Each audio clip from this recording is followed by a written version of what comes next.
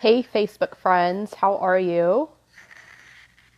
It's been a couple days. Actually, it's been like 10 days since I had a conversation with you on our series that we're doing this month on a different perspective. I appreciate your patience with me. I've been sick and not feeling like myself and dealing with some extreme hives. So I just have not had the energy to be able to sit here and have a conversation in a video with you. But I wanted to get back into doing these and have some discussion with you. And today's topic is going to be about drama versus abuse versus conflict or disagreements. And what's the difference and how do you work through that in your relationships? So in my interactions with my circle of friends and with clients and with strategic business partners and people that I follow that are other leaders, I find that right now I feel there's a trend where anytime we get into a position where we feel there's conflict or disagreement, it's easily, what's the word I'm looking for? We're easily able just to build up what we consider a wall or a boundary instead of working through the conflict and creating and establishing a relationship and having dialogue. So when conflict happens, every relationship's going to have conflict. Every relationship's going to have a season where it goes through disagreements, where you don't see eye to eye, you have different perspectives, there's challenges that have to be worked out. There may be things going on in their life, there may be things going on in your life that are contributing to it. But conflict in and of itself does not mean that it's abuse or drama. Conflict just means that two different parties have a different perspective, and in order to get on the same page and head in the same direction, like with a river, you've got to figure out what's the channel, how do we create this energy, how do we create the flow. Building up a wall and going, I don't have time to deal with this, I don't want to deal with this, only disconnects the relationship further. It does not create connection. There are times we need to unplug and pull back and give space in the relationship so that we can compose ourselves and our thoughts and our energy and our emotions and figure out what we really want and what we need to communicate. One of the things I learned from Dr. Henry Cloud was to share that in a relationship, when you do this, it makes me feel this. But I recently learned from another coach who shared it in a different perspective, and to flip-flop that and to start with, I feel this when you do this. That puts the relationship on a different foundation where you're trying to get them to understand what happens when what you feel is going on when the disconnection happens. Instead of making the person feel bad for what they do, when you start with, I feel this when this happens. I want to feel this and not this. That creates the connection. That reestablishes the relationship on a level where you're actually having dialogue and communicating where the disconnection happened. If you don't allow for that, if you ignore text messages, you ignore emails, you ignore phone calls, you say, I don't want to have this conversation right now, or I don't want to have this conversation at all, you're creating more of a wall. If you said, I feel this conversation's getting tense, I feel like I'm having a hard time communicating with you, I don't feel you're hearing me, is it possible we can pause this conversation and come back at a later date and pick it back up? That allows the person to understand what you're feeling and why you want to break away from the connection and give space in the relationship and come back to it. So you can say, when you do this, it makes me feel this. I'm trying to practice saying more, I feel this when you do this. So I feel this when you don't honor my boundaries. I feel this when you respond to me this way. I feel this. That way they understand what they're doing and how it makes me feel without them making them feel like what they're doing is wrong. Because we all have things we're working on, and relationships take communication, deep, great communication. And it's an art. We all have love languages. We all have personality styles. We all have beliefs about communication. We all have experiences in our past with relationships and communication that feed into what we think is going to happen this time around. And anytime there's a breakdown in a relationship, it's easy to go to, well, I knew better, I shouldn't have ever had a relationship with you, or I should have never trusted you, or I should have never hired you, or I should have never respected you, or I should have never given you a second chance. When you use that kind of language, you are not learning anything from the relationship. You're moving into a space where you're judging the relationship and going into defense mode instead of what can you learn from the relationship? If the relationship didn't work out and something created such disconnect that both parties need to part ways, what's there to learn? And appreciate what you had from the friendship and from the relationship instead of turn it into something where it's now all bad because you don't agree anymore and there was conflict. I want to help my clients understand more deeply that all relationships have conflict. All relationships have disagreement. All relationships will establish a deeper connection when they breathe energy into that disconnection, when they face whatever the tension is, and don't run from it. When you go, okay, somehow we're not communicating, somehow you do not feel seen, heard, loved, valued, or appreciated by me. How can I communicate more deeply to you that that's how I feel about you? Yet when this happens, this is what I feel, and this is where the disconnect happens, and this is what hurts. So today's thought is on a different perspective. Instead of looking at all disagreements and conflict as drama or abuse, they're not. Drama comes when you turn a disagreement or a conflict into something that it's not, and you make a bigger deal out of it than something that it is.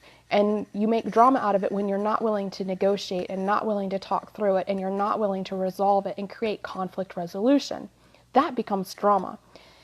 Abuse becomes when you don't let it go and you harbor it and you beat on it and you come at it this way and that way and that way. You lay your cards out on the table, explain how you feel, let the other person know, and then forgive and go forward.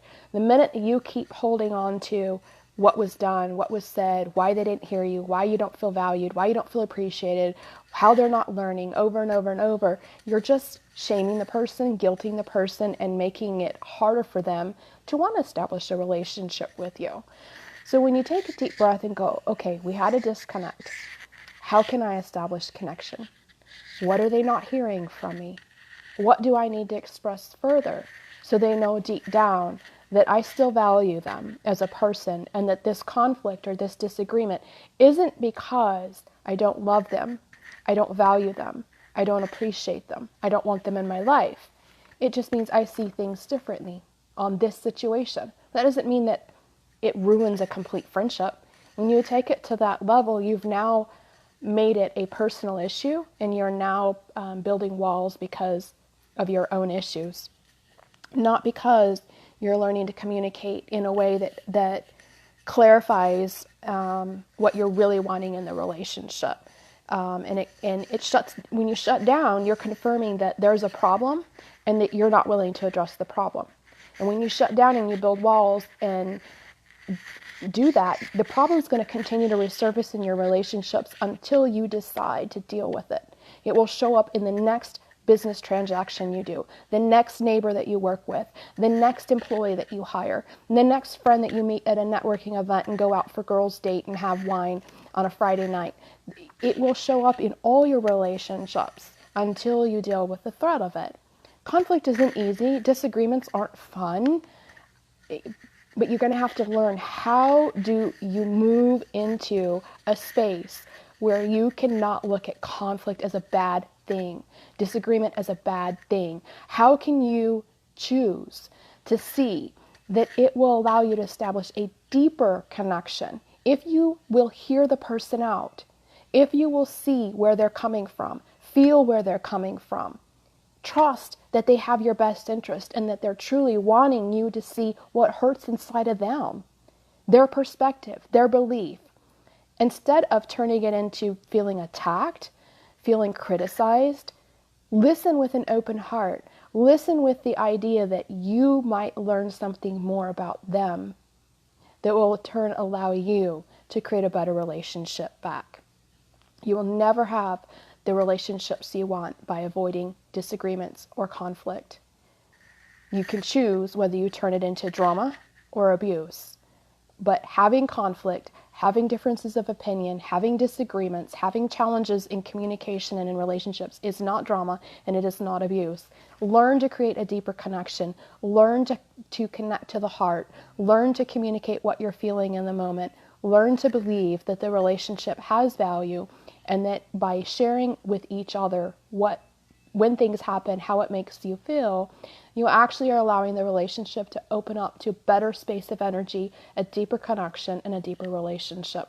We all have things that happen where we communicate via text, email, phone call, leave a voice message, Facebook message, and maybe it shows that the person read it and then you don't feel you get a response. And so now you're wondering, what are they thinking? What are they doing?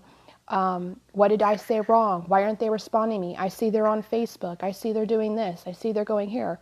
I know personally, I've had times where I've read a text message, I'm on the phone with the client or I'm busy doing something else and I forget to respond. I have a love-hate relationship with Facebook messages because they pop up on my phone.